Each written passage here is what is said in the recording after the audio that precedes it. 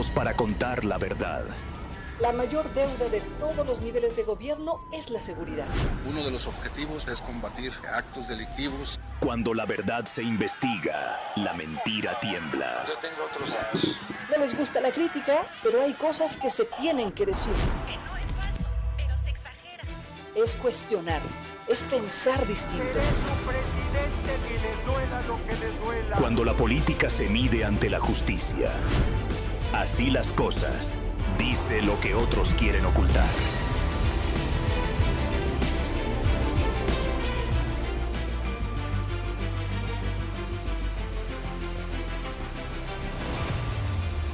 Son las 8 de la mañana con 3 minutos en el tiempo del centro de la República Mexicana. Bienvenido, bienvenida a esta jornada informativa. ¿Cómo le va? Quédese con nosotros. A través de esta señal, a través de esta frecuencia, le estaremos compartiendo la información más importante generada en el estado de Querétaro. Usted está escuchando la señal de W Radio y esto es Así las Cosas Querétaro. Mi nombre es Claudia Ivonne Hernández Torres y le estaré acompañando desde estos momentos y hasta las 10 de la mañana, tiempo suficiente para compartirle la información más importante generada en el estado de Querétaro. Y si me lo permite, vamos arrancando con un rápido resumen de lo que le estaremos compartiendo en esta mañana. El magistrado presidente Braulio Guerra declaró que el Tribunal Superior de Justicia de Querétaro se mantendrá respetuoso de la decisión que tome el Congreso local en materia de la reforma judicial. Sin embargo, apuntó que el foco central debe de ser en el beneficio de la ciudadanía y no en beneficio de los funcionarios judiciales. Muchas áreas de oportunidad. Ya en la Constitución, vuelvo a repetir los subrayos, somos respetuosos de lo que se vote el día viernes, que está puesto a discusión. Desde luego, pues queremos que los legisladores piensen en la impartición de justicia, en la gente que reclama pues un derecho en Querétaro, que se les haga justicia en temas familiares, civiles, mercantiles, penales, laborales. Y mientras tanto, en el Congreso local, los morenistas niegan fracturas al interior a propósito precisamente de esta aprobación de la reforma judicial, primero en comisiones. Hoy se vota en el Pleno. No hay ninguna diferencia interna ni política con nuestros compañeros, con mi compañero Eric. Yo lo respeto su pensar, pero pues me entenderás que ya llevamos trabajando esta reforma al Poder Judicial de hace más de un año. El día de hoy pues habrá sesión de pleno y en esta sesión de pleno se está justo esperando que en la legislatura se apruebe esta reforma judicial y además haya una nueva elección de mesa directiva. Se está especulando sobre la posibilidad de que el día de hoy se discuta pues un nuevo perfil para presidir la mesa directiva del Congreso local. Aunque hoy solamente se discutirá, no se puede aprobar. Seguramente esta aprobación será la próxima semana cuando entregue Gina Guzmán pues la presidencia de la mesa directiva en el Congreso local. Durante este periodo de vacaciones, con motivo de la Semana Santa, se prevé la visita de unos 200,000 visitantes, 200,000 turistas para el municipio de Querétaro. Están proyectando una ocupación hotelera de al menos un 65% y una capacidad ya pues de ocupación hasta el 100% de los hoteles ubicados en el centro. Hay una derrama económica de unos 900 millones de pesos, calculado más o menos por parte de la Secretaría de Turismo de la capital queretana. Todo el sector turístico está empatando estas actividades porque creemos que al final todos tenemos una misma misión, que es que vengan más visitantes, sean de fuera o sean del mismo Querétaro, pero que vengan a disfrutar y que se vea esta coordinación entre diferentes dependencias. Y bueno, también de las informaciones que le vamos a compartir a propósito del turismo religioso, el municipio de Tolimán espera por lo menos 5,000 visitantes durante esta Semana Santa, lo que va a significar, muchas gracias Gus, lo que va a significar una derrama económica de 1 millón de pesos. Dicen que les encantaría poder tener pues más recursos y pues más posibilidades de ganancia, pero desafortunadamente en Tolimán todavía no hay suficiente infraestructura hotelera como para hospedar a las personas que pudieran estar de visitas. Apenas tienen 20 hoteles, así que esto pues no es suficiente para la fiesta, que por cierto se distribuye en varias comunidades de Tolimán. Las actividades empiezan a partir de ese domingo 29 hasta el 3 de abril. Son las actividades en las diferentes comunidades. Por supuesto, cada comunidad pues tiene sus actividades específicas, en las cuales ya mencionaron. Y también hablando de la Semana Santa, pues el operativo de seguridad para esta temporada ya está prácticamente listo en el municipio de Querétaro. Juan Luis Ferrusca, quien es el secretario de Seguridad del municipio Querétaro Capital, ya pues dice, pues están coordinando con la diócesis de Querétaro y con algunas otras dependencias para garantizar la seguridad de los propios y de los visitantes. Sostuvimos una reunión hace unos instantes, también otra reunión con los delegados municipales, donde ya se están estableciendo pues algunos puestos de mando, la colaboración, porque vamos a estar visitando todos los cuerpos de agua en coordinación con Protección Civil para evitar tragedias civiles.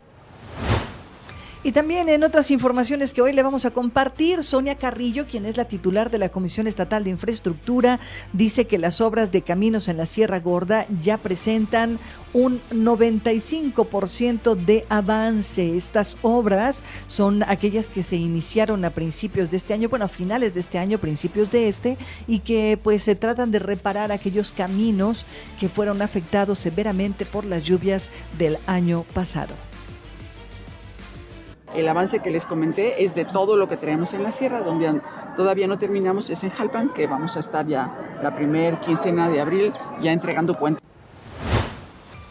Y bueno, pues estas informaciones que pues evidentemente dan cuenta del tema de seguridad en esta temporada. Yo no sé por qué a la gente, justo en esta temporada de Semana Santa, les da por ir a meterse a los bordos, a las presas, a los ríos, y pues Protección Civil del municipio de Querétaro estará pues ya realizando un operativo permanente para tratar de supervisar en este periodo vacacional, pues justo que la gente no se meta a los bordos o a las presas a nadar. Ya tenemos un deceso, desafortunadamente, y dice Protección Civil, la intención es evitar que haya más fallecimientos por este tipo de actividades. La estrategia de recorridos itinerantes son alrededor de otros 12 cuerpos de agua en distintos puntos de la capital, y se hace un convoy de acompañamiento entre Seguridad Pública, Protección Civil, cuerpos de emergencia, bomberos de Querétaro, ambulancias, invitando, pero sobre todo haciendo conciencia a la gente que se encuentra en las orillas para que sepan el riesgo. Todas las voces están en Así las Cosas. Continuamos. Hoy 27 de marzo, eso no lo dije en el arranque del noticiario, pero ahorita que tengo un poquito más de tiempo, quiero decirle que hoy es el Día Mundial del Teatro. Un 27 de marzo de 1961, este día fue impulsado por el Instituto Internacional del Teatro para resaltar la importancia de las artes escénicas en la cultura mundial. Esta fecha pues tiene justo la intención de recordarnos pues la importancia de las artes escénicas. Mire, el teatro no nació como hoy lo conocemos. El teatro en realidad era un acto de protesta social cuando la época de las polis en Grecia. Luego lo retoma Roma, pero pues los griegos fueron quienes iniciaron con el teatro, pues con estas representaciones de las tragedias griegas, y también había comedias, eso también hay que decirlo, no solamente existen las famosísimas tragedias griegas, había también otros textos que eran como más irónicos y se burlaban de la gente, y pues así nació el teatro, como una forma de protesta social, porque a través justo de la burla, pues la sociedad organizada a través de pues estos pequeños grupos pues participaba en estas representaciones y entonces hacían mofa de lo que consideraban pues estaba sucediendo y estaban en contra de lo que pasaba en algunas sociedades. Entonces, la verdad es que el teatro es bien bonito. Hoy vamos a hablar de eso en nuestra mesa cultural y bueno, vamos a seguir hablando de lo que significa el Día Mundial del Teatro, pero antes vamos a ir con informaciones. Y hablando de teatros, pues vamos con teatreros. Resulta que el día de ayer en la sesión de comisiones, el diputado Homero Barrera y Eric Silva tuvieron un pequeño enfrentamiento durante la comisión de procuración, me parece, de Procuración de Justicia y Puntos Constitucionales. Esta comisión es las Comisiones Unidas, la de Administración y Procuración de Justicia y Puntos Constitucionales. Tuvieron algunas diferencias, pero Homero Barrera salió a decir que no hay ninguna fractura al interior de Morena a propósito de la autorización de la votación a favor de esta reforma judicial. Vamos con el teatro en el Congreso local. Pese al confrontamiento que protagonizaron los diputados morenistas Eric Silva y Homero Barrera durante la sesión de Comisiones Unidas el pasado 24 de marzo en materia de la aprobación del dictamen de la reforma judicial, no existe una división interna en el grupo parlamentario de Morena. Esto lo aseguró el diputado Homero Barrera. No hay ninguna diferencia interna ni política con nuestros compañeros, con mi compañero Eric. Yo lo respeto su pensar. Pero pues me entenderás que ya llevamos trabajando esta reforma al Poder Judicial de hace más de un año y yo lo que comenté es que lo que buscaba era avanzar. Ningún dictamen en esta legislatura y no creo que en las demás legislaturas son perfectos. Detalló que como se lleva más de un año en desacato, lo importante era generar avances en la reforma y que cualquier duda respecto a la iniciativa podía ser resuelta en sesión de pleno. El dictamen fue aprobado el 24 de marzo en Comisiones Unidas de Administración y Procuración de Justicia y Puntos Constitucionales, con 3 votos a favor y 1 en contra. Este viernes 27 de marzo tendrá lugar la sesión de pleno en donde será discutida la reforma. Y bueno, hablando de esta reforma judicial, pues que el día de hoy, por cierto, como ya lo escuchó usted, 9:30, se estará votando. Guillermo Vega Guerrero tendrá que conseguir estos 17 votos, dijo el gobernador del estado. Dijo, yo estoy confiado en que Guillermo Vega va a conseguir estos 17 votos que se necesitan para poder votar, por lo menos por una mayoría simple, esta reforma judicial con el estilo queretano. Y a propósito de este estilo queretano, el magistrado presidente Braulio Guerra Urbiola dijo que el Tribunal Superior de Justicia se mantendrá respetuoso de la decisión que tome el Congreso local en materia de la reforma judicial. Dice Braulio Guerra, el foco debe de estar en el beneficio a la ciudadanía y no en beneficiar a los funcionarios judiciales. En vísperas de la discusión de la reforma judicial en sesión de pleno de la legislatura, el magistrado presidente del Tribunal Superior de Justicia de Querétaro, Braulio Guerra, manifestó su confianza en las decisiones de los legisladores. Sin embargo, enfatizó en la importancia de que se revise a detalle las leyes secundarias de la iniciativa. Muchas áreas de oportunidad. Ya en la Constitución, vuelvo a repetir los subrayos, somos respetuosos de lo que se vote el día viernes, que está puesto a discusión. Desde luego, pues queremos que los legisladores piensen en la impartición de justicia, en la gente que reclama pues un derecho en Querétaro, que se les haga justicia en temas familiares, civiles, mercantiles, penales, laborales, civiles. Ahí esto no tiene que ver con los funcionarios judiciales. La reforma judicial tiene que pensar prioritariamente en la gente, en el ciudadano que reclama justicia. La dedicatoria está para la gente. Nosotros estamos de paso, somos transitorios. Repito, vendrá después de la reforma constitucional las leyes secundarias. Ahí hay que trabajar mucho porque son los detalles. Y en las reformas, en las leyes secundarias, en las reformas reglamentarias, ahí se esconde el diablo, es decir, ahí están los detalles, los minucias. Hay que ser muy técnicos para que el Poder Judicial funcione a partir del 2027 y bueno, Enfatizó que en este apartado es donde se encuentran los detalles más específicos y que será importante que puedan ser revisados con lupa para garantizar que la reforma judicial funcione de manera óptima para el 2027. Apuntó que es de suma importancia que la iniciativa esté enfocada en la ciudadanía, no en los funcionarios judiciales, ya que ellos están de paso. El 27 de marzo se llevará a cabo la sesión de pleno en donde será discutida la reforma judicial que fue aprobada en Comisiones Unidas el pasado 24 de marzo. La propuesta aprobada incorpora la elección de jueces y magistrados para el 2027, la división del Poder Judicial en 3 órganos y la creación de medios alternativos para la resolución de conflictos. Bueno, pues el día de hoy comenzará esta discusión, 9:30 de la mañana en el Congreso local, ya en el Pleno del Congreso, pues esta posibilidad de que se apruebe sí o sí. Bueno, es que, mire, la verdad es que sí o sí se tiene que aprobar el día de hoy.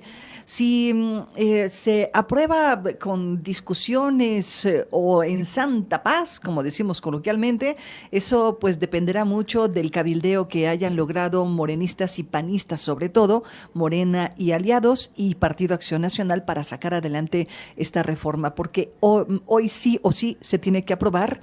Si no, el Congreso local estaría entrando en un grave desacato. Tienen un año, efectivamente, discutiendo esta reforma. Y en otras cosas, el día de ayer los medios de comunicación sorprendieron a Luis Humberto, ¿cómo se apellida este hombre? Es diputado federal por Morena y resulta que...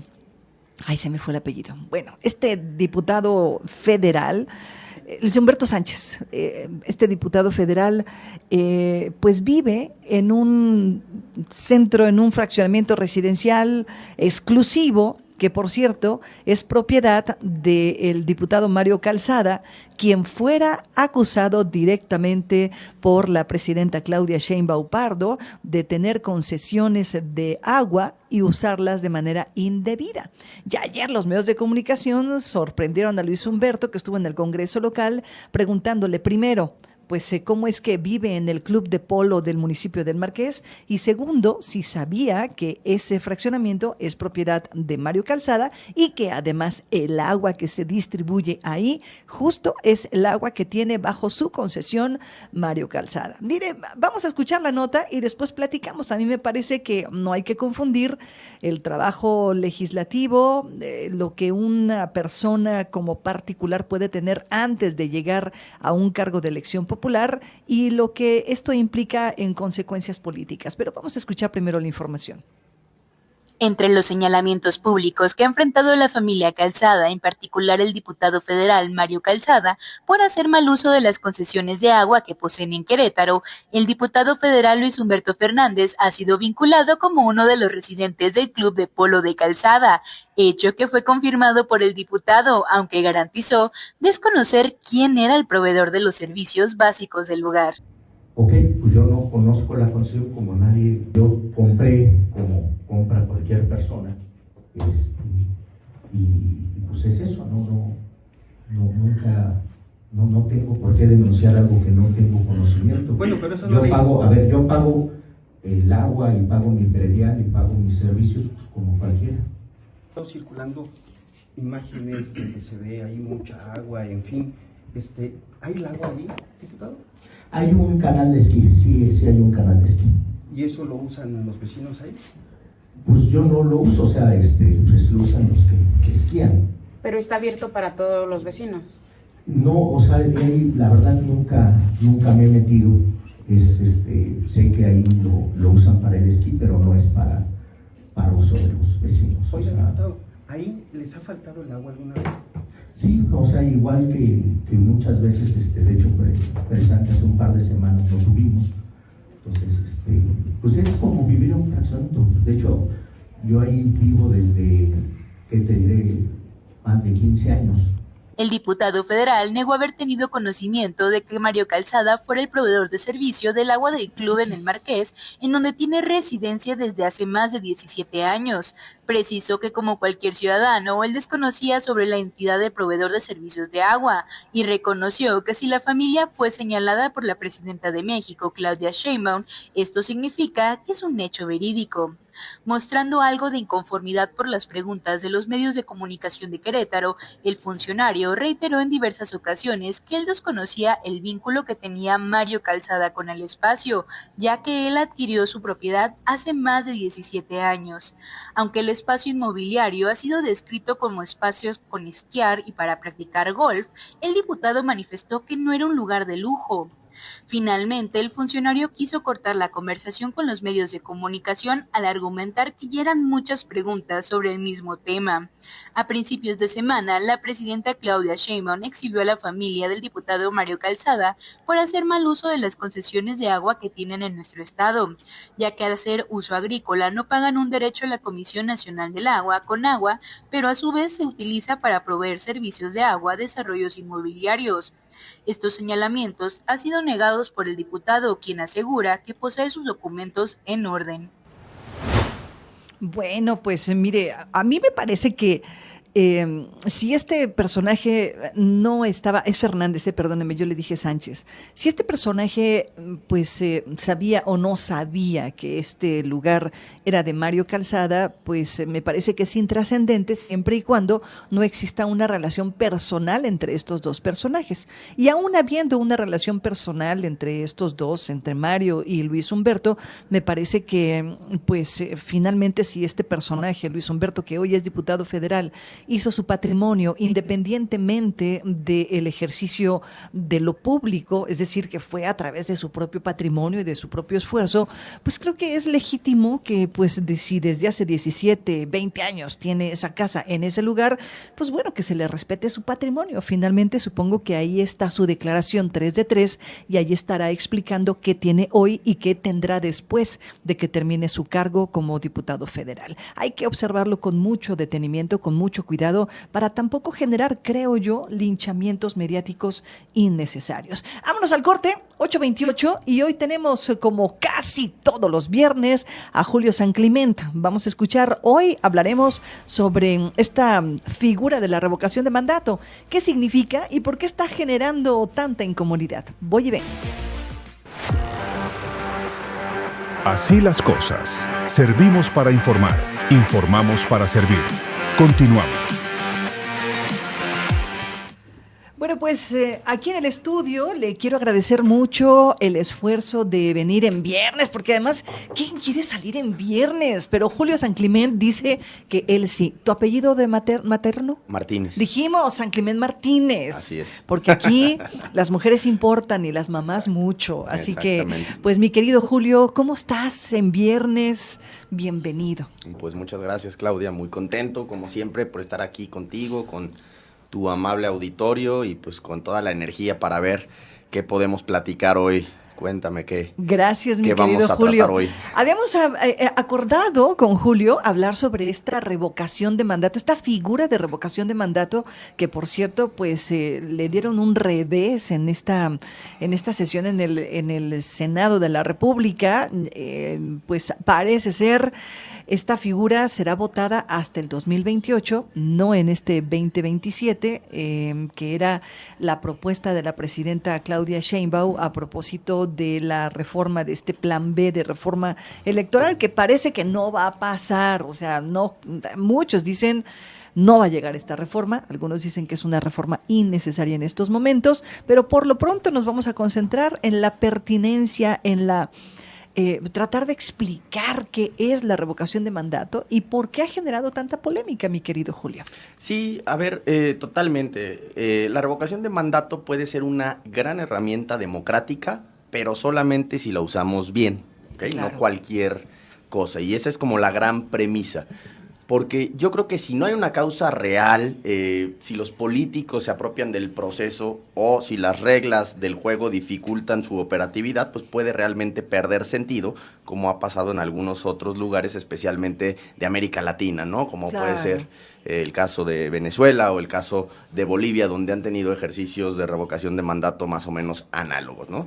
Y esto, en lugar de fortalecer a la democracia, pues termina, creo yo, por debilitarlo. ¿no? Claro, claro. Cuando hablamos de la revocación de mandato, como bien lo dices tú, Julio, un ejercicio que es bueno siempre y cuando se ejerza con, lo voy a decir así, con inteligencia, con pertinencia, con una visión democrática y que además se ha promovido por quienes tienen que ser promovidos, ¿no? Porque en estos ejercicios a los que tú te refieres, pues estamos hablando de una promoción, incluyendo la de México, que está siendo empujada por el propio gobierno, ¿no?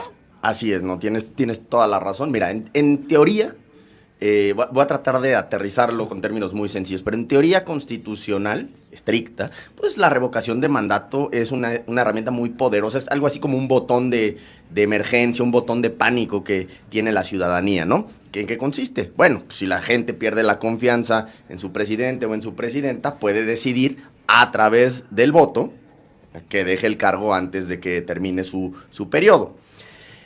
En el escenario ideal, fíjate, yo creo que esto sí fortalece la democracia porque obliga obviamente al gobierno a rendir cuentas y permite también que la ciudadanía pues participe activamente, no solo cada 6 años o cada 3 años, sino también durante, bueno, no solo cada 6 años porque estamos hablando del presidente o de la presidenta, sino también durante el mandato. Oye, eso hay que aclarárselo a la gente, Julio.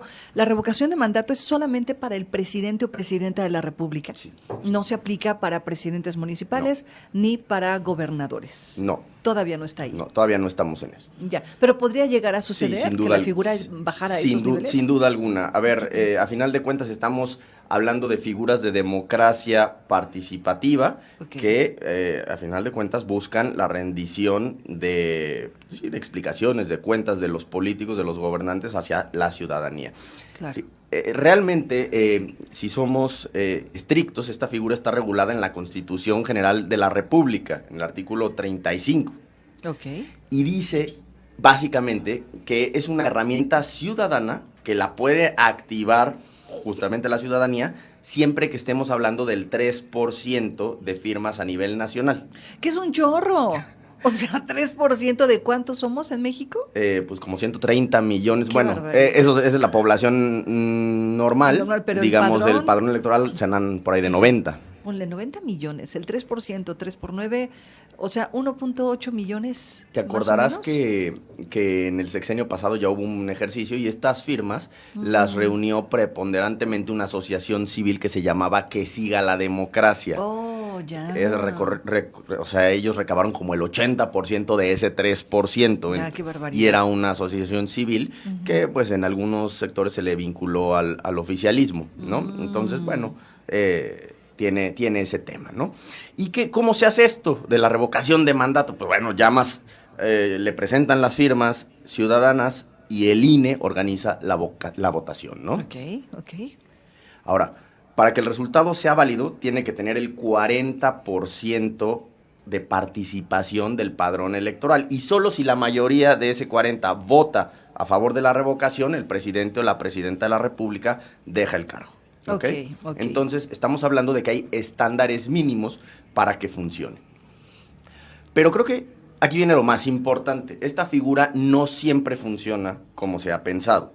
¿Por qué? Pues porque, como te decía hace unos momentos, en varios países de América Latina, como Venezuela o como Bolivia, en lugar de servir para quitar a un gobernante, se ha utilizado para fortalecerlo políticamente o también hasta como una estrategia de uso del poder, ¿no? Por eso yo creo que más que el mecanismo en sí, cómo es el mecanismo en sí, estamos hablando de cómo se utiliza ese mecanismo. Claro. Es realmente esta sutileza.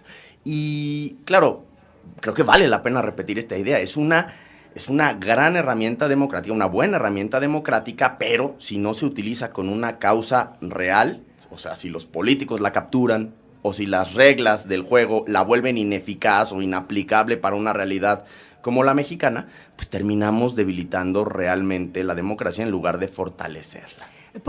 ¿Sería posible, Julio, como explicarle a la gente con peras y manzanas por qué sostenemos eso? Hoy Julio dice, esto sería una herramienta peligrosísima porque los propios políticos la utilizan a su favor, ¿no? Pero ¿cómo es que se configura esa ventaja desde el poder? O sea, a ver, pongamos el ejemplo mexicano. Ajá. La presidenta Claudia Sheinbaum dice, vamos a pedirle a la gente, a la ciudadanía, que voten si están a favor o en contra de que me vaya. Claro. En términos generales, eso parecería bien buena onda, ¿no? O sea, decir, ay, qué chido, la presidenta está, pues quiere preguntarnos si sí o no sigue. En una primera apariencia, pues uno pensaría, ay, qué buena onda, ¿no? La presidenta quiere saber si estoy de acuerdo o no con ella. Claro. Aquí el asunto es lo que hay de fondo, porque la presidenta aparecería, hasta donde entiendo, Julio, el mecanismo sería justo eso, explicar el mecanismo. A ver, la convocatoria para la votación de la revocación de mandato implica que la presidenta aparezca en la boleta. Aparezca en la boleta de votación. A lo mejor con una boleta ella sola, pero ahí al lado, ¿no? Claro, y eso implicaría un arrastre de voto, ¿no? Sí, porque, a ver, un riesgo importante, y hay que decirlo claramente, es que haga campaña. Ese es el trasfondo. Eso es lo que no le gusta a quienes no defienden en este país esta reforma del plan B de la revocación de mandato. ¿Cuál es el temor? Pues que la presidenta se suba todos los días desde la tribuna de Palacio Nacional a hacer campaña. Recordarás que decía la presidenta en una mañanera, yo lo que quiero es que yo pueda pues hablar, porque soy la que se somete a la revocación de mandato. Uh-huh. Pero me parece que, me parece que para ponérselo al auditorio de una manera muy clara, yo creo que hay 3 requisitos que a su vez son riesgos que pueden pervertir la revocación de mandato y que ahorita pues podemos platicar si se cumplen o no se cumplen en México.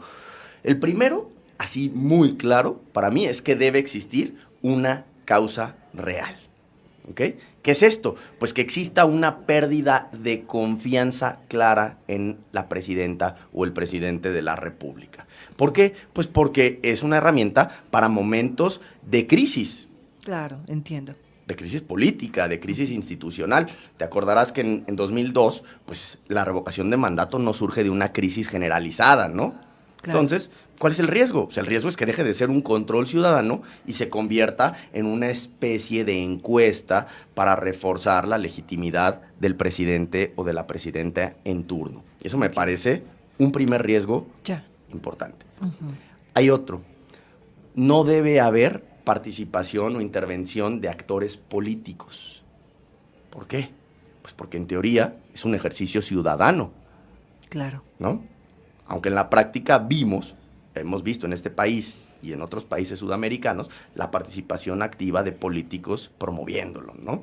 Y el riesgo es que deje de representar a la ciudadanía y, claro, se convierta en una herramienta de legitimación o de disputa política. O de propaganda, ¿no? Claro. De propaganda política para el propio gobernante, ¿no? O para el propio partido en el poder, ¿no? Por supuesto. Y tercero, también otro riesgo, las reglas de cómo está configurado deben de permitir que funcione, no deben de contener incentivos perversos que hagan irrealizable la propia figura, ¿no? Por supuesto. O sea, debe de ser accesible y tiene que ser efectiva. Pero, pues a ver, te lo pongo de esta manera. Si la que se está autosometiendo a la revocación es la presidenta, uh-huh, y no derivado de una crisis o una inconformidad proveniente de la ciudadanía o de gente no afín a su gobierno, si es la presidenta, tú dime si se va a poder juntar el 40% del padrón electoral para que sea vinculante el resultado, ¿no? O sea, quiero decir, ante la realidad mexicana existe riesgo importante de que se vuelva inoperativa.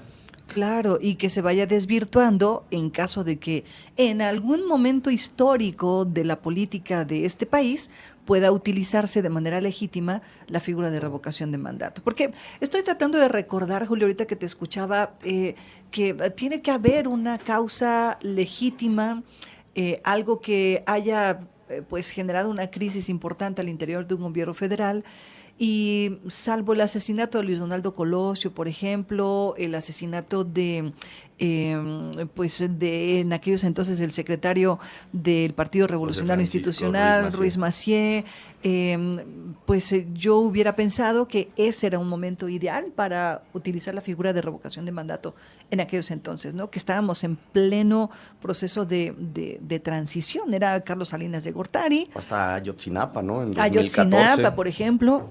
Me parece que eso es Nieto. Exacto, con Enrique Peña Nieto, hubieran podido ser como momentos en los que la revocación de mandato pudiera haber sido una figura poderosísima para la ciudadanía, o en el caso del 68, ¿no? Ya no nos vayamos más atrás, o sea, con Ordaz, me parece que el 68 era el punto de quiebre como para someter a votación la permanencia o no de un presidente tan violento, tan cruel como Ordaz, ¿no? Y luego Luis Echeverría, bueno, en fin, o sea, ahorita que lo estoy repasando, Julio, me desdigo, creo que sí ha habido crisis importantes, ¿no? Sí, absolutamente, ¿no? Nos la hemos pasado de crisis en crisis. Sí, de ilegalidad en ilegalidad en este país, ¿no? Exacto. Esta figura no existía en esos tiempos, es una figura reciente.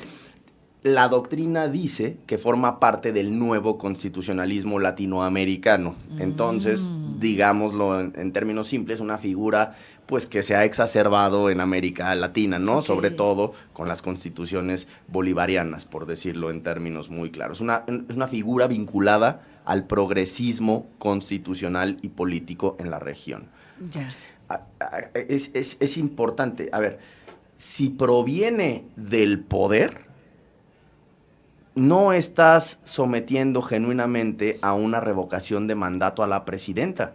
Estás pidiendo una ratificación y eso tiene perversiones políticas implícitas o puede llegar a tener perversiones políticas implícitas. Porque, por ejemplo, en el caso de Bolivia, cuando Evo se somete al mecanismo similar de revocación de mandato, lo que hace es fortalecer su gobierno, ¿no? Estaba tambaleándose, no solo Evo, también se estaba tambaleando el Congreso, había diferentes disputas en Bolivia en ese tiempo, y después de la revocación de mandato, Evo agarra un segundo aire muy importante. Igual Hugo Chávez, Hugo Chávez, cuando se somete a la revocación de mandato a principios de 2004, por ahí más o menos, Hugo Chávez no la tenía tan clara porque había oposición venezolana. Igual Chávez se fortalece en ese momento, ¿no? López Obrador no tenía esto cuando se somete a la revocación de mandato. No había, más allá de la típica polarización de la que nos enteramos seguido en las conferencias mañaneras, más allá de eso, no había realmente algo que estuviera poniendo en jaque la gobernabilidad del país, a mi manera de ver las cosas. Claro, y se ratificó. Sí, tienes toda la razón. Y entonces en estos momentos el punto toral sería que efectivamente existiera un pretexto para poner, para cuestionar la permanencia de la presidenta de la República. Y bueno, ahora te voy a cambiar la historia, Julio. ¿Será que la oposición no ha construido ese pretexto? Sí, porque, razones hay, me parece, y se podría buscar. A ver, yo quiero pensar cómo estaría el opositor Andrés Manuel López Obrador en estos momentos con el gobierno que tenemos. Yo no los dejaría en paz ni un minuto. Ya, ¿no? Entiendo. Yo creo que ha faltado que la oposición en este país plante cara en muchas ocasiones, que se coordine, que surjan liderazgos ciudadanos, liderazgos serios que emocionen a la gente, que muevan. Yo la verdad advierto ahí que la oposición ha fallado contundentemente, ¿no? Y el gobierno ha navegado cómodamente. Claro. Así hay que decirlo, ¿no? Claro, claro. Esta figura entonces, Julio, para tu parecer, para ir perfilando el cierre de esta conversación, que se me fue rapidísimo, pero oye, Julio, entonces, a ver, bajo tu lupa, bajo tu criterio, tus lentes, esta figura de revocación de mandato, legítima sí, mientras sea convocada por la ciudadanía. Claro, puede ser una muy buena herramienta, siempre y cuando no se pervierta el espíritu. Y el espíritu de esta figura es que el ciudadano, la ciudadana, le reproche al poder lo que ha hecho mal. Pero cuando el poder se somete a la ciudadanía voluntariamente, se está traicionando, en mi opinión, el espíritu de la figura, porque lo que realmente se está haciendo es ratificar un mandato y se puede utilizar facciosamente, equivocadamente, maliciosamente, para generar una inercia favorable para uno u otro de los actores políticos. Se puede hacer campaña, para decirlo claro, que termine beneficiando a un partido y alterando el piso parejo de la contienda electoral. Oye, y que además se le agrega otro elemento importantísimo, que es justo que la presidenta de la República estaba proponiendo que se hiciera esta consulta en el 2027. Justo cuando en Querétaro hay proceso electoral y en varios estados, creo que son 16 o 17 estados de la República que tienen proceso electoral intermedio. Sí, para tema de gobernador y gobernadoras, Así es. Pero recordarás que también en el 2027 se cambia por completo la configuración de la Cámara de Diputados. Así es. Entonces, eso es absolutamente estratégico para cualquier gobierno, el porcentaje de curules que tengas en la Cámara de Diputados. Entonces, es absolutamente relevante que Morena, para pronto, podría perder la mayoría calificada de 2/3 partes que necesita para hacer reformas constitucionales.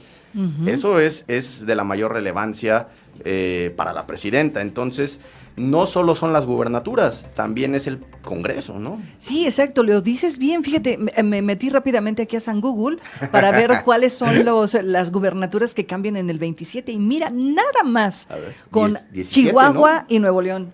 Nomás con Chihuahua y Nuevo León tenemos para reconfigurar, como dices tú, pues el Congreso Federal, porque justo ahí está, como bien dices, pues la clave para sostener el poder absoluto que ha mantenido Morena desde el pasado proceso electoral, ¿no? Sí, la posibilidad de reformar la Constitución, que no es cosa menor. Mira, fíjate, tienen elecciones Aguascalientes, Baja California Sur, Campeche, que son pequeñitos, pero Chihuahua tiene lo suyo, Colima, que también está pequeñito, pero mira, si vemos la configuración, según esta página que le voy a dar crédito, Demoscopía Digital, dice, Aguascalientes tiene el 35.4% de ganancia con el PAN, pero Baja California Sur, Campeche, Chihuahua, nomás con Chihuahua, a mí Chihuahua me parece importante. Muy importante. Colima. Y está en el alambre para el PAN, ¿eh? Sí, no, de hecho, según esta página, Chihuahua tiene el 35.2% a favor de Morena, ¿eh? Sí. Ya el PAN se quedó con el 28.4%. Y ojo, es importante este dato en Chihuahua, me detengo ahí, porque Chihuahua fue uno de los bastiones panistas más importantes a nivel nacional. O sea, Chihuahua tenía a los decanos de Acción Nacional. Pancho Barrio, imagínate. O sea, gobernando. Don Luis H. Álvarez marchó desde Ciudad Juárez, creo, hasta la capital. Fíjate. En protesta. En aquellos entonces, cuando Acción Nacional, pues justo estaba buscando espacios. No, qué interesante. Y justo le das en el clavo, Julio. Creo que es ahí en donde está la respuesta. ¿Por qué? ¿Por qué el 2027 es tan importante para el gobierno federal? Efectivamente, pues la reconfiguración de la Cámara de Diputados, la segunda Cámara allá en la Ciudad de México, bueno, en el Congreso Federal. Y mira, San Luis Potosí, pues en Morena parece ser, está a unos pasitos arriba del Verde Ecologista. Morena está con 25.2 y el Verde con 24.7, una diferencia muy pequeñita, pero también cambian la gubernatura en San Luis Potosí, ¿eh? Y aquí sí hay que decir algo importante también. A diferencia del PT, el Verde sí gana algunas encuestas al interior de Morena. Claro, porque tienen un voto duro muy bien trabajado, ¿eh? En algunos lados el Verde sí gana. Por ejemplo, San Luis tiene posibilidades. Quintana Roo también es un lugar fuerte del Partido Verde. Pues ahí está el Jorge Emilio, el niño verde famoso. El niño verde, ¿cómo no? González, ¿no? Entonces, a ver, esa es una herramienta y quizás por ahí se le mueve una patita de por qué el PT no está acompañando a la presidenta. Por supuesto. En el plan B y por qué el Verde sí está. Aquí está con los datos. Tal vez soy un poco mal pensado. No, hombre. Pero el Verde le veo posibilidades de ganar algunas encuestas al interior de Morena, y el PT creo que está un poco más complicado. Déjame hacer un corte, Julio. Yo iba a terminar la conversación, pero ya me quedé picada. Vamos al corte, claro que sí, 8:56, y regresamos para ahora sí ir perfilando con datos duros a propósito del 2027 y cómo es.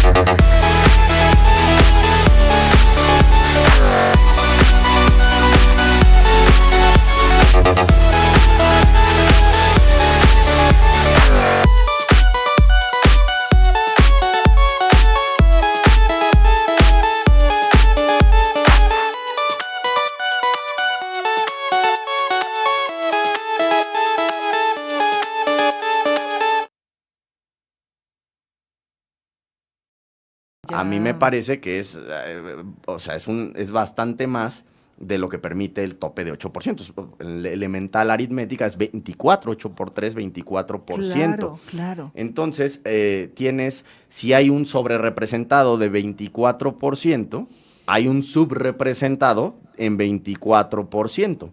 Ya. Entonces, ese es el tema. A ver, antes hacían también una cantidad de barbaridades y una cantidad de tropelías impresionantes. No estamos aquí para defender, por supuesto, ni al régimen anterior, ni a los jueces, a los magistrados anteriores, ni a los ministros anteriores. No, nada más. Yo lo que creo es que tenemos que buscar, porque los mexicanos y mexicanas nos merecemos un mejor país, ¿no? Por supuesto. No defendemos a los de antes, faltaba más, estaríamos Estaríamos peor. Estaremos locos si aprendemos pero sí creo que lo que tenemos, pues no. Y se está jugando eso la presidenta, esa posibilidad de mover la Constitución, de no tener límites. Va a estar difícil porque tampoco ya tiene corte. Sí, claro, va a estar difícil. Tampoco hay corte. Sí. Bueno, ahora sí, perfilando el cierre de esta. Ahora sí. Nada más ahí dile perfilando a mi patrón que ahorita voy.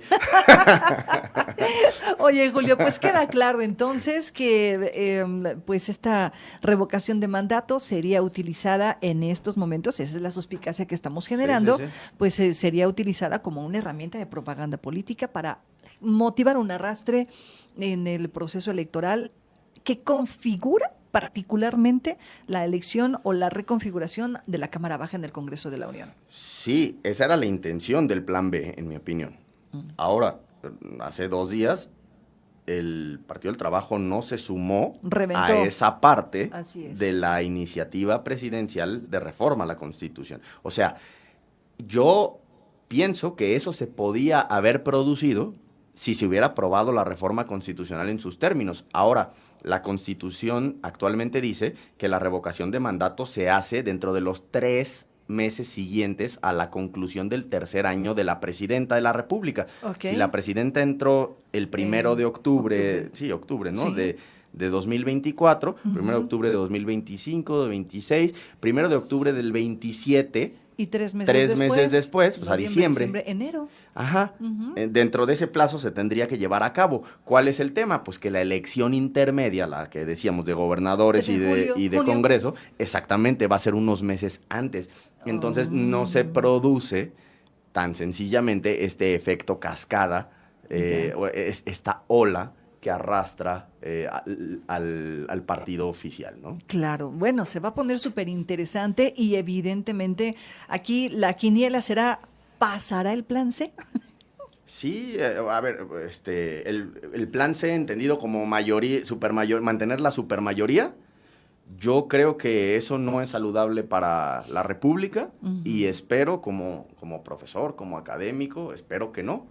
Porque pues la historia, más o menos 23 siglos de historia constitucional nos han demostrado que cuando los contrapesos se debilitan, pues los que terminan pagando los platos rotos son los ciudadanos. Sí, los derechos humanos de las personas, ¿no? A mayor concentración de poder, pues menor espacio para las libertades y para los derechos de las personas, ¿no? Oye, y que lo hemos visto en América Latina, ¿no? O sea, después de gobiernos ultraliberales o de ultraizquierda, han llegado gobiernos de ultraderecha, ultraconservadores y controladores. Ahí está Argentina, también pasó para Chile, está pasando para El Salvador, está pasando para Ecuador. Entonces, creo que México va para allá si no frenamos. Claro, y fíjate, permíteme hacer una reflexión que el otro programa podemos platicar si quieres.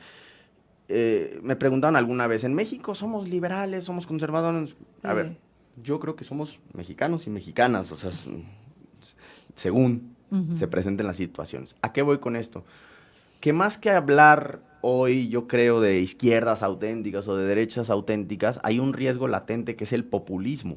Ya. Y el populismo puede ser de izquierdas, pero también puede ser de derechas, como acabas de decir. O incluso Donald Trump, ¿no? Que finalmente es un populista, pero de ultraderecha, ¿no? Por supuesto. Seguramente Bukele también lo es. Claro. Seguramente Javier Milei. Claro. Que son de derechas, pero por supuesto también Maduro, por supuesto también Evo en su tiempo. Evo Morales en su tiempo, etcétera, ¿no? O sea, quiero decir que populismos hay de todo. De dulce, de chile, de manteca. Exacto. Y ese es un gran peligro para la democracia constitucional de nuestros días. Oye, ¿por qué no amarramos el tema para la próxima semana? Hablemos de populismo. Derechas, izquierdas y de populismo, de liberales y conservadores y populismo. ¿Cómo ves? Perfecto. Y ahí hay un libro muy bueno de Norberto Bobbio que me voy a traer la siguiente sesión que tengamos aquí para platicar algunas cositas muy interesantes y vamos a abordarlo también, si te parece, en perspectiva histórica, porque creo que es la mejor manera de entender este tema de las izquierdas y las derechas. Y hay que hablar de una cosa que se habla poco que los panistas no saben, pero está en su...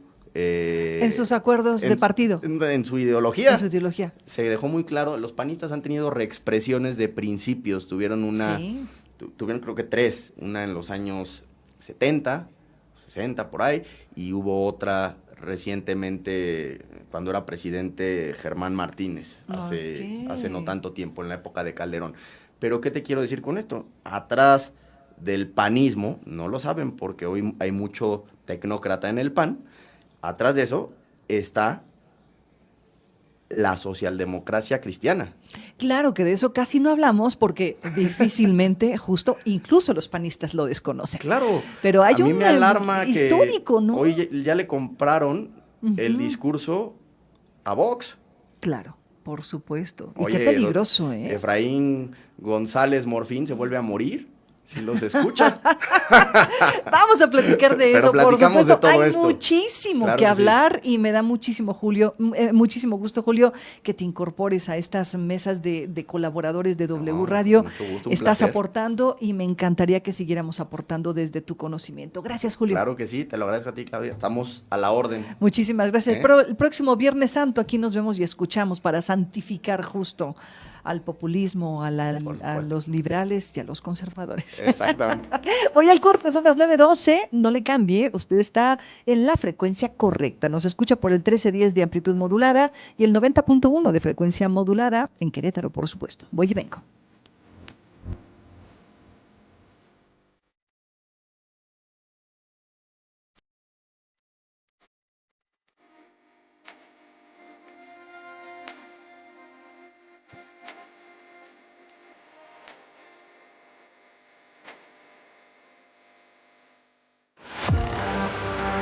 Estás escuchando Así las Cosas. Continuamos.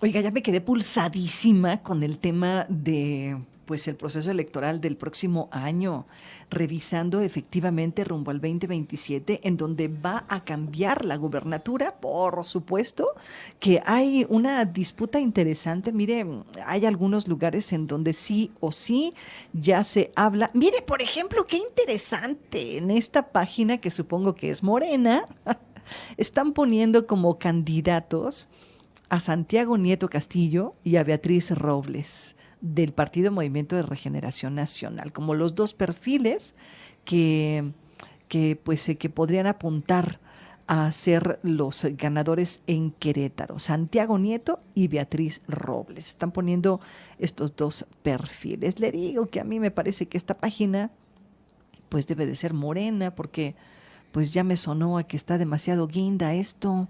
Vamos a seguir viendo esto, pero sí lo que me parece que es importante es mirar estas suspicacias más allá de lo que en la información en inmediato nos aparece. Vamos con otras cosas y vamos con informaciones que tienen que ver con la temporada. Durante este periodo de vacaciones, a propósito de la Semana Santa, se prevé una visita de unas 200,000 personas solamente a Querétaro capital. Ya anunció Turismo Municipal que hay una ocupación hotelera del 100% en los hoteles que están en el centro histórico. En términos generales, en el municipio de Querétaro hay una ocupación ya confirmada de poco más del 65%. Vamos con los detalles de esta información. Durante este periodo de vacaciones con motivo de Semana Santa se prevé la visita de 200,000 personas en el municipio de Querétaro con una ocupación hotelera del 65% y en una capacidad de hasta el 100% en los hoteles ubicados en el centro de la ciudad. Lo anterior va a generar una derrama económica aproximada de 900 millones de pesos, informó la secretaria de Turismo de la capital, Mariana Ortiz. Estas cifras significan un 10% más de lo que se recaudó en el mismo periodo, pero del año pasado, además de que hay alrededor de 16 hoteles ubicados en el primer cuadro de la ciudad. Todo el sector turístico está empatando estas actividades porque creemos que al final todos tenemos una misma misión, que es que vengan más visitantes, sean de fuera o sean del mismo Querétaro, pero que vengan a disfrutar y que se vea esta coordinación entre diferentes dependencias. La funcionaria especificó que en esta ocasión trabajarán de forma más coordinada con diferentes sectores como la Diócesis de Querétaro, la Asociación de Hoteleros de Querétaro, así como operadores turísticos y cámaras empresariales. También adelantó que los guías de turista van a estar haciendo recorridos gratuitos el jueves 2 de abril a partir de las 7 de la noche. Ortiz recordó que Querétaro es el segundo destino más visitado sin playa a nivel nacional. Bueno, y hablando de esta temporada de vacaciones, ya como lo escuchó usted en este adelanto de información, pues la Secretaría de Seguridad Pública y Protección Civil están ya organizando, ya prácticamente tienen el operativo listo para pues resguardar no solamente la ciudad, sino los cuerpos de agua, pero además resguardar los eventos que están siendo promovidos, empujados desde la Diócesis de Querétaro, que hay muchos a lo largo de la semana y que es la Secretaría de Seguridad Ciudadana, la Secretaría de Seguridad Pública, pues justo estarán resguardando en colaboración con la Diócesis de Querétaro, Protección Civil y otras dependencias, incluso estatales. Vamos con los detalles de este operativo en materia de seguridad. El operativo de seguridad en el municipio de Querétaro tendrá mayor presencia en el primer cuadro de la ciudad, afirmó el titular del área, Juan Luis Ferrusca Ortiz, ya que es donde se realiza un mayor número de actividades religiosas propias de la temporada de Semana Santa.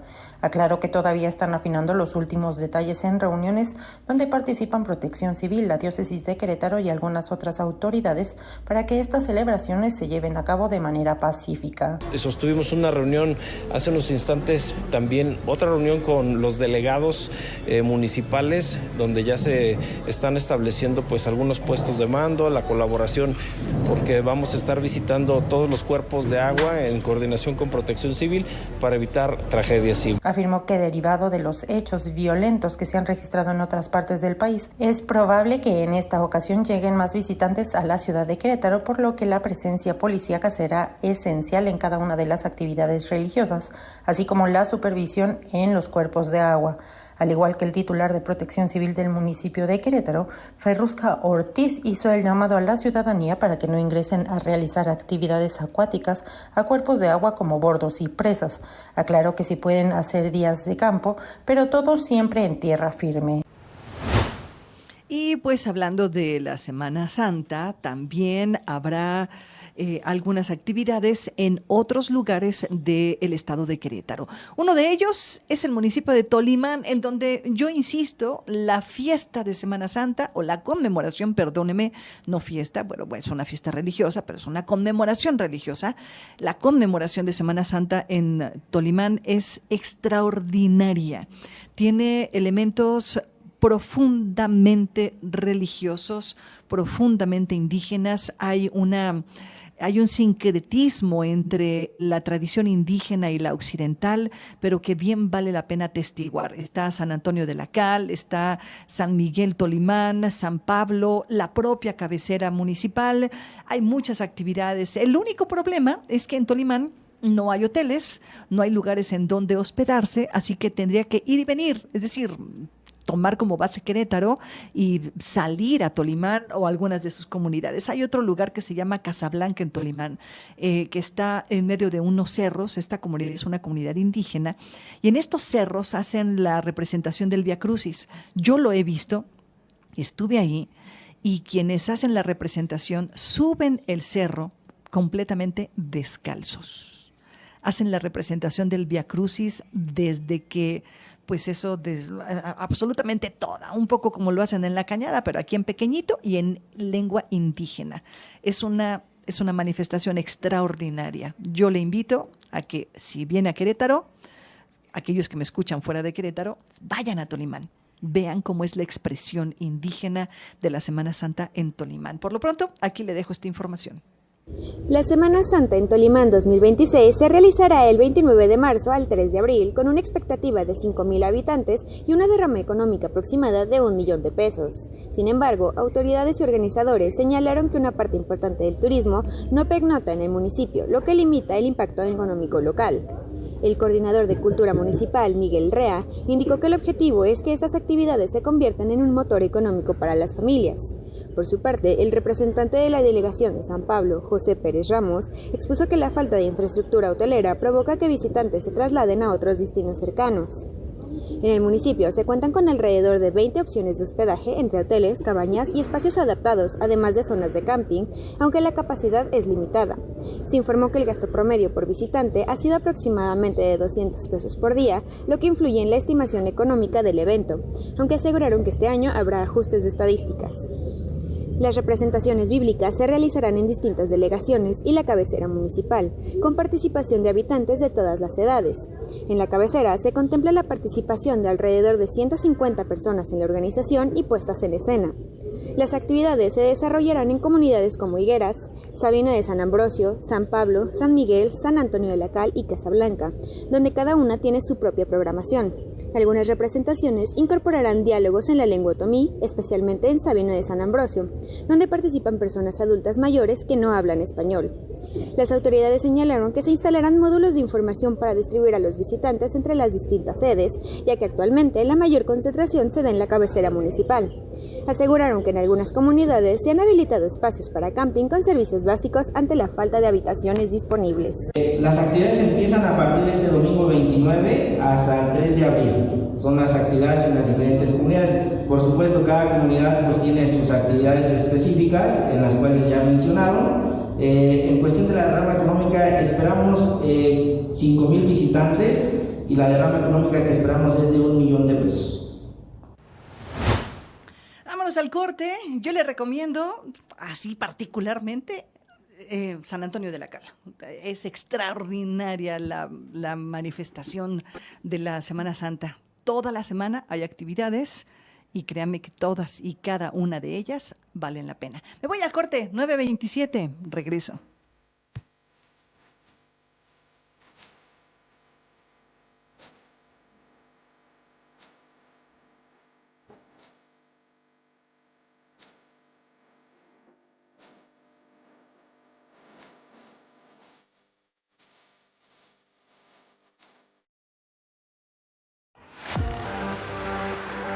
Así las cosas.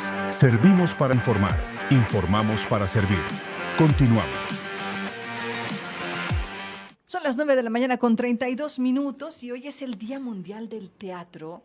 Ya le platicaba yo en el arranque de este noticiario, pues de dónde viene esta fecha. Fue impulsado por el Instituto Internacional del Teatro para tratar de darle su lugar a las artes escénicas en la cultura mundial. Y yo le decía y lo recuerdo, pues el teatro nació inicialmente como una protesta social. O sea, los griegos y después los romanos utilizaron las representaciones justo para protestar en contra de algunas acciones que los gobiernos en turno pues implementaban. Claro que la condición social y la condición política era completamente distinta en las polis griegas o en la organización política de los romanos, y justo ahí es en donde me parece tiene la relevancia, pues tiene una relevancia fundamental el teatro. Voy a poner un símil. En las culturas, por ejemplo, de los esclavos, en estas sociedades de esclavos, pues utilizaron, por ejemplo, lo que hoy conocemos como capoeira, que era una danza que pues los esclavos no podían hablar, no podían manifestarse porque pues eran mínimo azotados. Y por poco decir, pues asesinados, ¿no? Por poco decir azotados y por mucho decir asesinados si acaso hablaban, protestaban. Y entonces utilizaron la capoeira como una danza que los vinculaba con pues posturas de protesta y para comunicarse entre ellos. Así que ejemplos de representación de las artes escénicas o del teatro o de la danza o incluso de la literatura mucho más explícito como forma de protesta social siempre han existido. La pintura y un chorro de cosas. Y así que hoy el teatro me parece recobra, es necesario, creo yo, que recobre su importancia social. Así que pues hoy convocado el maestro Khalid Hernández y la maestra Oriana Martínez van a hablar sobre aquellos textos, aquellas obras de teatro que le han significado algo. Y yo quiero decir, va a sonar muy ñoño, pero a mí el ser o no ser de Hamlet fue mi primer encuentro con el teatro. Bueno, claro, mi primer encuentro con el teatro, por supuesto, que fue Los empeños de una casa de Sor Juana Inés de la Cruz, pero pues bueno, porque yo desde chiquita tenía como una obsesión con Sor Juana y fue una de las primeras obras que leí, pero bueno, para mí el ser o no ser de este soliloquio de Hamlet me significó pues un descubrimiento mucho más profundo de lo que implica hacer teatro. A ver, ¿cuál es tu favorita, Khalid Hernández? ¿Cómo estás? Buenos días. Buenos días. Yo así entero. Nombre y apellido. Mi favorita en teatro, ay, no sé, es que hay muchos que me gustan. Y creo que tiene que ver también con que o sea, por ejemplo, me gusta el barroco. Entonces, claro. Porque sobre todo, pues es con lo que crecimos. O sea, bueno, Así yo es con lo que crecí. O sea, ya después, ya de grande, cuando conocí el amor, el tálamo, pues, justo me empecé a llevar con teatreros y todo ese rollo, y empecé a conocer obras de teatro contemporáneas. Claro. Y pues cada una como que te va significando por muchas cosas, porque siento que siempre es como esta representación de tu realidad. Y de tu historia. Entonces, sí, claro, ahí es donde vas a encontrar. Entonces, una favorita no tengo, pero tengo mis periodos de vida que han sido bastante intensos. Teatreros. Teatreros, dramáticos, melodramáticos. Tuve un tiempo que esa era mi línea. Escénicos, entonces. Mi bendición y mi maldición. Ay, sí. Es que es padrísimo salir con artistas, ¿no? Sí, toda proporción. Entonces, o sea, pero sí, porque te acercan a cosas. Y pues eso, o sea, no les puedo decir de una porque tendría conflicto con otras. Pero, y ahora que, bueno, feliz Día Mundial del Teatro. Feliz día. Yo recuerdo, o sea, es que, vaya, mi mamá pues siempre, ella estuvo en Cómicos de la Legua, entonces yo como conocí el teatro primero por ver sus fotos, y creo que es un poco lo que le pasa también a mi hija, el ver y decir, ay, qué padre, ¿qué es esas cosas que se ponen de ropa, no?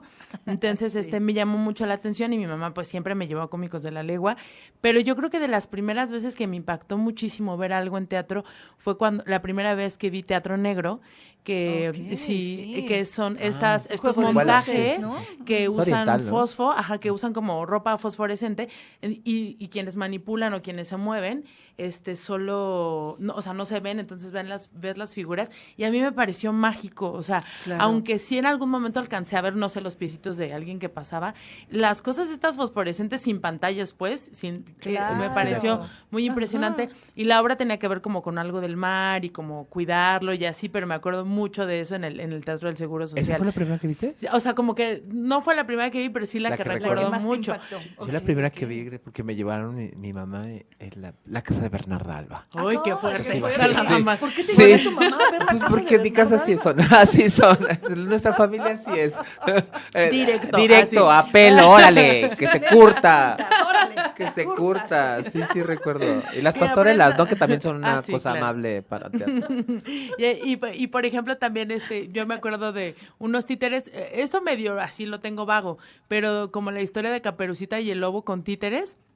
Y bueno, a Franco Vega, no sé si tú viste a Franco Vega de niño, porque Franco Vega tiene toda la vida haciendo también muchas cosas para las niñeces, ¿no? Entonces, y cosas de calidad, o sea, siempre tiene como cuidado y todo, que me encanta. Pero bueno, sí, como conforme el paso del teatro en Querétaro, creo que también algo que le hizo crecer mucho es cuando estuvo Teatro del Cuerpo acá en Querétaro, ¿no? El encuentro de Teatro del Cuerpo, porque pues se ha ido modificando, o sea, como ente vivo que es, o sea, conforme la sociedad, como dice Khalid, ¿no? También hay textos que se van modificando o que vuelves a ellos años más tarde y te resignifican otra cosa. Ajá, o textos que no pasan. No, exacto. O sea, son tan vigentes, o sea, justo ahorita estaba recordando y pues por ejemplo a mi Calderón de la Barca, o sea, del rey sueña que es rey, así, me fascina, pero justo como que cada vez que retomo esa parte me plantea, es como un texto de introspección para mí. Es como Demian, la novela. Que obviamente ya la lectura va cambiando, pero como la lees en un momento de tu vida te significa aparte de la lectura también creo que te marca muy profundamente que lees, ¿no? O sea, y te acompaña. Estos son libros a los que recurres, aunque ya no son tan vigentes a lo mejor en tu vida actual, porque pues ya uno sabe otras cosas, pero te conecta con esta parte infantil, o no infantil, como tu inocencia, tu primera vez cuando te enfrentaste a ese texto y que puso palabras, o cuando la viste la obra y que de repente eso es lo que me pasa, o esto es lo que siento, o esto. Entonces, por eso es lo que me fascina del arte, que te permite conectar con unas ficciones que pueden estar muy conectadas con tu realidad, ¿no? Sí, cosas muy difíciles que pasan, o sea, que pueden tomar. Me acordaba yo de Lomas de Poleo, por ejemplo, una obra de teatro que habla acerca de las asesinadas en Juárez, de las mujeres, que es, o sea, que además son temas muy difíciles de abordar, pensé ahorita, hay también la que habla de los niños que mandaron a España cuando la guerra civil en España, hay una obra también que ahorita se me borró el nombre, que también es pues de esa época, imagina, y también ¿Los niños de Morelia? Ándale, Los niños de Morelia, esa, sí tienes, ahí ves, como el maestro que dice en todo, es que es el sabe de maestro, todo, Cali, sabe, es el maestro. se sabe, no por nada tiene el Centro Cultural Hangar. Vayan.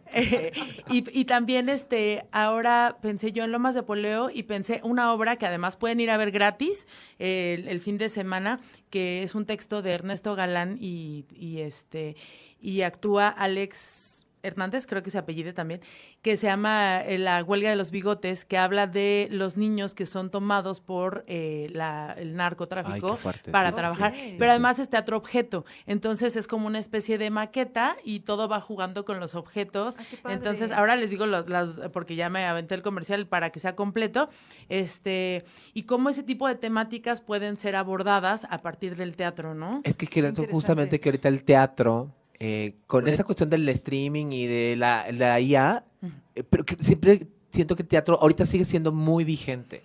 Y la forma en que comunica la realidad en la que vivimos, o sea, a veces uno no quiere, yo lo he planteado muchas veces, o sea, estás cansado y toda la problemática de nuestra realidad nos rebasa, pero el teatro tiene estas formas muy amables también de concientizarnos, ¿no? Y de pasar un rato agradable, pero en contacto con una realidad, ¿no? Y justo, tú hablabas de las muertes, y recuerdo que nosotros hace muchos años trajimos, es que no me acuerdo el nombre de la obra, pero era con temas de migración, y simulas justamente pasar como la frontera. Es fuertísimo, porque uno sí lo ve en las noticias, sí sabes de alguien que se fue, o sea, sí sabemos, sabemos de la gente que se queda sobre todo, ¿no? Que es fuertísimo, pero cuando pasas al menos una vivencia que es ficción, pero te permite dimensionar de una escala mínima una realidad y la ves tan grande y dices, güey, está cabrón, ¿no? Sí, efectivamente. Y el teatro eso es lo que genera. Y las distintas formas, ¿no? Infinitas, y también como estas líneas en las que se cruza con la danza, con la música, con las artes, de pronto ves proyecciones, o sea, como todo es una estructura en la que cada elemento es muy importante, ¿no? Los escenógrafos. La semana pasada, fue una obra de danza específicamente, pero está también ahí mezclado. La de Aloy Rojo, que se presentó en el Centro Cultural Hangar. En los hangares, además, que visualmente son impactantes cuando ves algo ahí. Tienen que conocerlo. Ese espacio yo les puedo platicar, pero hasta que lo conozcan. Espectacular. Porque es industrial, pero esa capacidad que tiene de transformarse a la creatividad del artista, la neta, pocos lugares en Querétaro. Y por ejemplo, el trabajo de Marcela Dovalí con las luces, que digamos es un espacio que no tiene pues luces así pensadas para teatro, o sea, son como multifuncionales, ¿no? Me parece. Qué increíble trabajo, o sea, como todo el iluminador, el escenógrafo, las mamparas que están ahí, o sea, todo cómo transforma y de pronto te alucinas estar ahí, ¿no? Ahí donde están los bailarines en este caso, claro, por supuesto. Me fascina esa entrada de los cómicos de la legua. Aquí ilustre Senado, ¿qué? Termina el teatro y comienza la vida, porque la vida es el teatro, y ya cuando se van aquí, ilustre Senado, termina la vida y comienza el teatro. Ay, qué bonito. A mí me gustaba mucho ese. Ay, sí, claro, cómo no. Oye, a ver, tú que eres experta en teatro. Ay, sí. Siempre he tenido mis dudas. ¿Su herencia viene de la ópera ¿O eso eran cosas distintas? Dices, porque quiero hablar de la funda de Timothy, ¿no? ¿No? Ya ves que dijo de la ópera. Bueno, ese señor ni quien lo pele. Es que más bien, bueno, como ya ves que platicábamos. Yo aquí nomás los estoy viendo. No, que el día que nos dijo de los tomates que no entendíamos. que no el tomate salade. O sea, más bien son a la par, porque como platicábamos la vez del teatro, cómo nació como con la tragedia griega. Cierto. Entonces, pues, obviamente Y también. en Asia, ¿no? Hay muchas separando, manifestaciones. En Japón, ¿no? Japón y claro. China tienen como... Las artes escénicas son fundamentales para la construcción y el entendimiento de su cultura. Pues de su cultura, exacto. Qué fuerte. Sí, no, es que justo ahorita estaba recordando que es que mi infancia, yo no sé por qué fue rara, yo creo. ¿Viste ópera? Pero, o sea, tuve más contacto al inicio con la ópera. O sea, yo recuerdo como a los 6, 7 años ver en la tele, en Canal 22, Madame Butterfly. Y entonces... creo que en los 90, los 80 y los 90 estaban muy dramáticos en el o sea, que nuestro contacto con la realidad era muy dramática. Pero qué fuerte, ¿no? Porque habla del colonialismo y de este amor multicultural. El vato la estaba usando y ella queda enamoradísima esperándola ahí en la... Sí. Ay, no, qué fuerte. Ay, venimos muy tocados por por eso. eso. Es que el teatro sí tiene esa capacidad de llevarte a otros lugares que... Claro. Sí, que a veces uno no quiere. Pero fíjate, lo interesante es que el teatro, desde, como decías tú, hay textos que no pasan de moda, o sea, hay textos que son súper contemporáneos, y es que justo creo que el punto de estos textos es que tocan la fibra más humana posible. O sea, es decir, hablan de la manifestación emocional, que eso no cambia. O sea, es decir, no cambiamos nuestra tragedia, no cambiamos nuestro drama, no cambiamos el dolor, no cambiamos el amor, no cambiamos la forma en cómo nos enamoramos y cómo reaccionamos al desamor, por ejemplo. Sí, qué fuerte. Y todo eso está en la tragedia griega, está en la comedia griega, está en las obras de William Shakespeare, están en las de Sor Juana. O sea, pareciera que... Tennessee Williams. Sí, claro, por supuesto. Sí. El barroco, ni Sí. más ni menos. Sí, Habla de cambios incluso sociales tremendos que hoy seguimos experimentando, ¿no? Sí, Por porque eso no nuestra pasan de esencia es la vista. misma. Sí. La humanidad es como... Somos un remake. Sí. Y por eso, bueno, me parece importante solo porque si quieren leer el comunicado del Día Mundial del Teatro, que cada año es distinto. No, yo solo resaltaría por lo que estamos comentando, o bueno, William Dafoe, que además le conocemos por películas, ¿no? Incluso ¿Cómo? Quizás lo recuerden por películas. Quizás lo recuerden ¿cómo? por películas como Spider-Man, El Duende Verde. Pero que además él ha es hecho buenísimo, además, teatro en el buenísimo. cine, ¿no? También. Dices como... O sea, las adaptaciones que ha habido de obras de teatro para cine, ¿no? Sí, ¿no? Y luego los actores también que vienen de teatro y hacen cine son así como más así, cuadradotes de... Suena el teléfono y me detengo. No, mi mamá siempre cuenta la anécdota de no me acuerdo qué actor, si Al Pacino o de Robert De Niro, que escuchó que sonó un teléfono y paró y dijo, hasta que no contesten, apaguen y respeten no voy a continuar. Y estaba haciendo algo así como un Hamlet. A ver si nos está escuchando, que me corrige y que me diga quién fue. Pero bueno, yo mi pensé mamá. que el Pacino. También. Saludos al Pacino, que nos ve siempre desde casita. No somos tele. Nos sintoniza muy temprano. Ya se tomó su café. Puede suceder, ¿por qué no? Puede suceder. ¿Por qué no? Pues no andaba Frodo aquí en la... ¿En Querétaro? Sí, en Bernal se tomó sus mira. fotitos. Ahí está. Pero bueno, William Dafoe, Sí, tiene sus fotos en la peña de Bernal, así con cargándose de energía. Con su gordita de maíz quebrado. Ay, ternura. Estamos a 5 personas de conocer a alguien en todo el mundo, dicen. Pero de todo el mensaje que hay y que habla de él, cómo trabajó en el teatro y etcétera, etcétera, me parece importante resaltar que como actor y creador teatral sigo creyendo en el poder del teatro. En un mundo que parece volverse cada vez más divisivo, controlado y violento, nuestro desafío como creadores teatrales es evitar que el teatro se corrompa, reduciéndose únicamente a una empresa comercial dedicada al entretenimiento como distracción, o que se convierta en un mero preservador institucional de tradiciones. Más bien debemos fomentar su fuerza para conectar pueblos, comunidades y culturas, y sobre todo para cuestionar hacia dónde nos dirigimos. O sea, tiene toda la razón. Y no solo el teatro, todas las artes. Y yo tengo este tema muy casado porque estoy viendo cómo se va diluyendo la profesión. Todos estamos al servicio del capitalismo muy cañón y ya no a la razón. Ese poder que tiene el arte de justo transformarte de manera interior, pa bien o pa mal, porque también se te bota la canica, o sea. Y entonces eso siento justo que no lo debemos de perder, porque de verdad es una posibilidad para todos siempre de reconstruirnos de manera interior, creo. Claro. Amén. Amén. Muy bien. Así, dijo. Exacto, Dijo. Ajá, sí, exacto. Y bueno, primero el anuncio completo, si dije de la huelga de los bigotes, es mañana, es gratis, es la compañía Joloteatro, es obviamente una obra clasificación B para mayores de 12 años. Para adolescentes y adultos dura 60 minutos y pues más o menos así como que la sinopsis dice, cuando empieza a salir el bigote, dicen que es hora de madurar. Entonces aparecen el señor de los bigotes y también lo conecté por las cosas que han pasado con el tema de los incels y demás. Cuando aparece el señor de los bigotes, figura el reclutamiento criminal que seduce y arrastra con promesas de hombría. 5 voces revelan cómo la infancia es arrebatada y crecer se vuelve imposición violenta y sin regreso. Esto es en el foro La Bodega a las 11 de la mañana, acceso libre el día de mañana. La compañía es Joloteatro por si quieren ir. De hecho, la Secretaría de Cultura tiene muchas actividades por el Día Mundial del Teatro gratis. Me pasaron muchas cosas mientras hablabas. Por un lado tenía los Tucanes de Tijuana, uno lo tienen grande, otro lo tienen corto. Sí. Oye, pero ese es un guapango.